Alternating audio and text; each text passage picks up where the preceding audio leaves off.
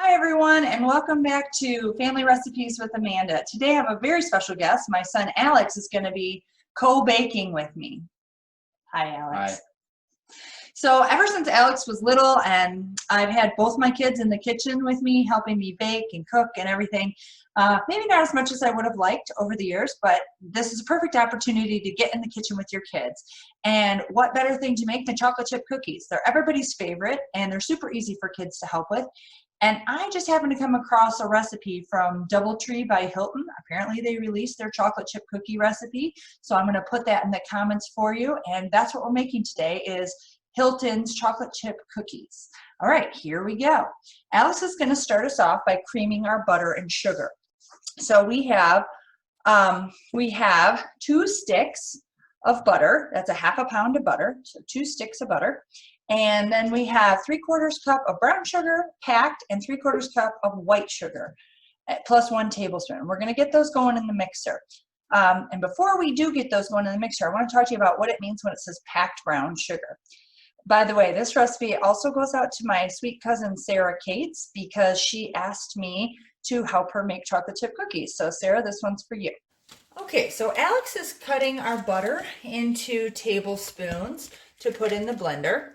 And that just makes it smaller chunks so that they cream up faster. Now I had taken out 1 stick of butter and I didn't realize I needed 2.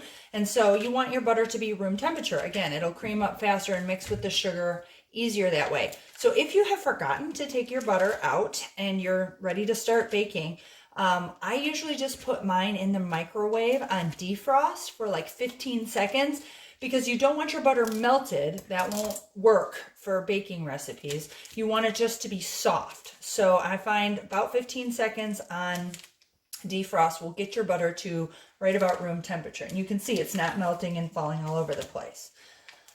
So while he's cutting, I'm going to talk to you about the brown sugar a little bit. So it says packed brown sugar. So I have my measuring tool here, which is adjustable and allows me to get to 3/4 cup. And you usually don't do this with baking ingredients. You don't want to pack down your flour or your sugar or whatever. You want it to just be nice and level because, again, you're trying to kind of cook by weight here. But with brown sugar, there's a lot of moisture in brown sugar and there's a lot of air volume in brown sugar. So usually it'll say packed tightly. And so what you do, if you can see, I can push down on it and it's packed in there. So that's what they mean by packed brown sugar.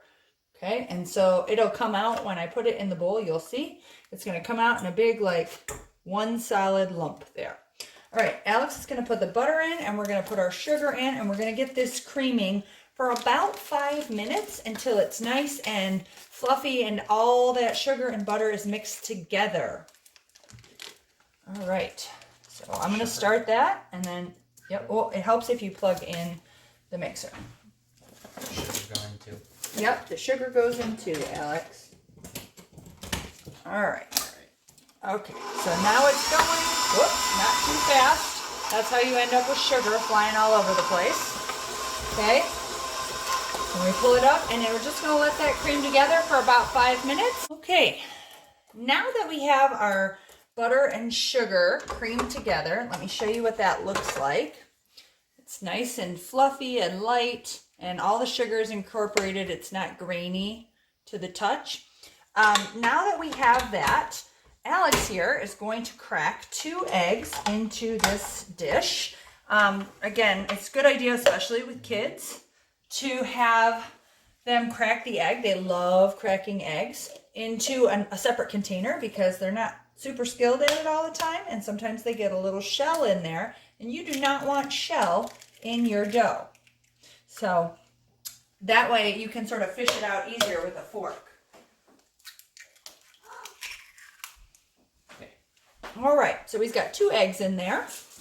And now I'm going to add 1 1/4 cup of vanilla extract. Now technically I ran out of vanilla extract. I had about 3/4 of a cup, and so, or 3/4 of a teaspoon, excuse me. So I just substituted a 1/2 teaspoon of almond extract, which will of course change the flavor a little bit. But it's half of the recipe, so I think that'll be okay.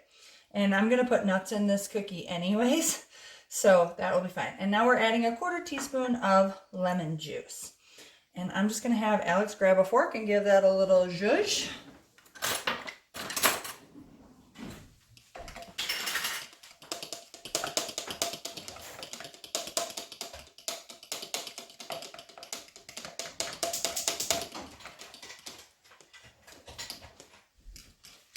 All right, and he's going to add that into the mix, and we're gonna let that go for 2 minutes until it's light and fluffy. Okay, so the next step is I'm going to prepare my chopped walnuts. Now, if you're looking at my board, you can see that these are not walnuts, these are pecans. I don't really like walnuts, so, and I don't have any anyways, so I'm gonna use pecans instead because I like them a whole lot better. The key to putting nuts in your baked goods, whether it's banana bread or chocolate chip cookies or peanut butter cookies or any kind of baked good, is that you want to toast your nuts before you put them in your baked good. So really easy to do, but also really easy to burn.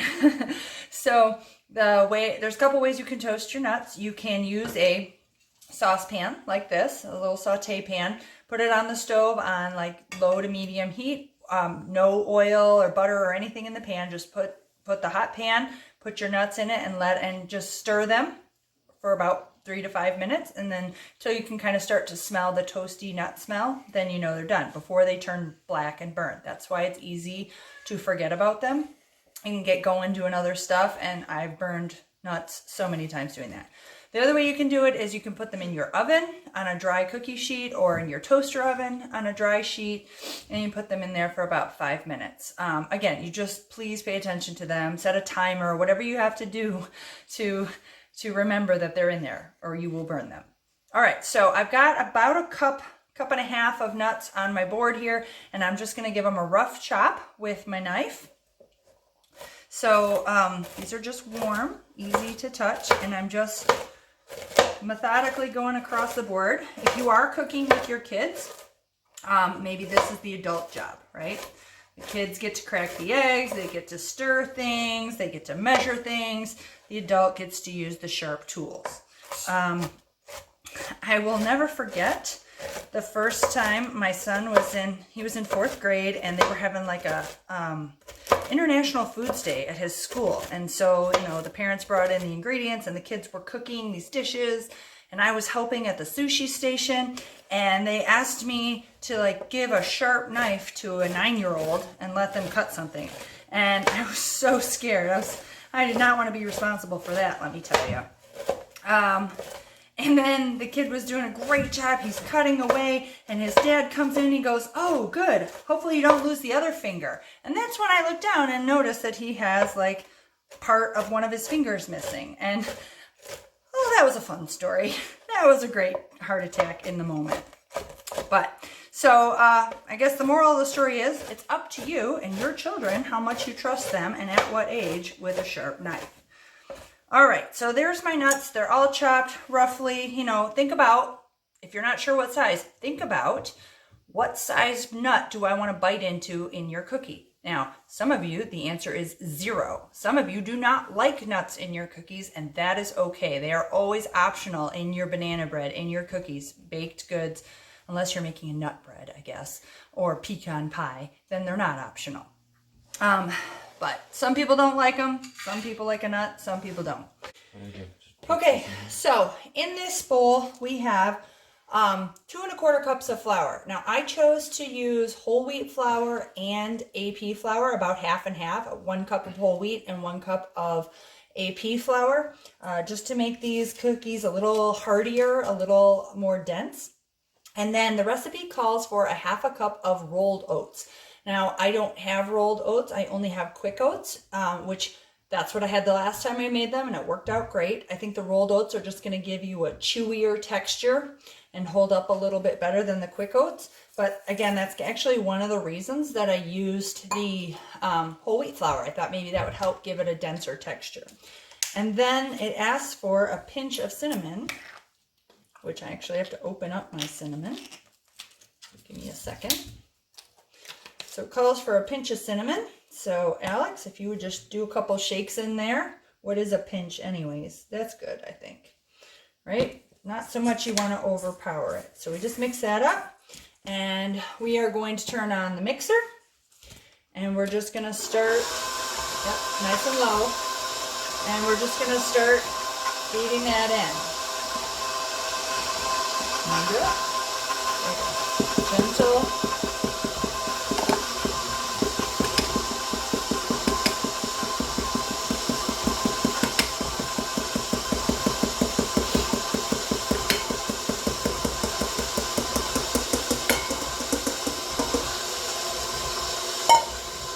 And we don't want to overmix this. It only takes about less than a minute for it all to come together. You don't want to overmix your cookies. That makes them tough. And we want soft, gooey cookies, not tough cookies. Tough cookies. So I'm just waiting until I can see that there's no more loose flour on the bottom of the bowl. What do you think, Alex? Yep. Yep, all good. So we're going to turn it off. Drop her down. I have a cookie volcano, or whatever this is, boulder, stalactite. Yeah, Alex wants to lick this beater. Well, I don't have a problem with that, maybe not just yet. So we scrape this off into the bowl, and next we're going to add our chocolate chips and our nuts. You want to grab those? Sure. Sure. Okay. While he's doing that, we were just having a conversation about eating raw cookie dough and whether that's a good idea or not. And what I told him is that recently I've heard that it isn't the raw eggs that's the problem in cookie dough, in raw cookie dough. It's the raw flour. The pesticides that they put on the flour can be harmful to you. So I guess if you use organic flour, maybe that problem is solved. That is not a disclaimer. Okay, so we're just going to add our chocolate chips. It's a little less than 2 cups. I just put 1 package of semi-sweet chocolate chips in. Alex is going to dump the nuts in. And then you're just going to stir it around, making sure to scrape all the way along the bowl until it's all mixed in to your satisfaction. Okay, so Alex has got our cookie dough all mixed up together, and we're ready to put it onto our sheet trays. So I've got 2 prepared sheet trays here. They're prepared with just parchment paper, and I even folded down the ends so it won't curl up on itself. And what we're going to do is portion these out into little cookie balls on the sheet, and then we'll put them into a 300-degree oven for 20 to 23 minutes. Alex is going to show you how to use the cookie scooper.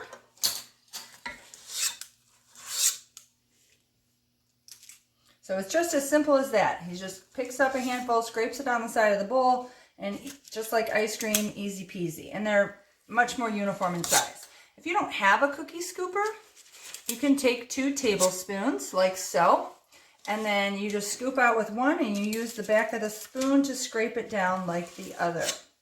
Super easy. And then you don't have to use your fingers and worry about all that. All right, so we're just going to keep scooping out cookies here. And when we're all done, we're going to put these cookies into a 300-degree oven for 20 to 23 minutes. Okay, we've just taken our cookies out of the oven. They've been in there for 25 minutes about, and now we're ready to do a taste test. Before we do though, I want to show you what the cookies look like so you can kind of tell when they're done. So you can see I've made about 36 cookies here, just short of 3 dozen cookies out of this batch. The recipe says it makes 26, but I think my cookies are probably smaller than theirs. But you can see I have the last batch that came out of the oven. They're still cooling on the pan, on the rack. And then I leave those there for about 10 minutes, and then I move them over here off of the sheet onto the rack until let them cool the rest of the way. Of course, the hardest part of all of this is waiting for them to be cool enough to taste test.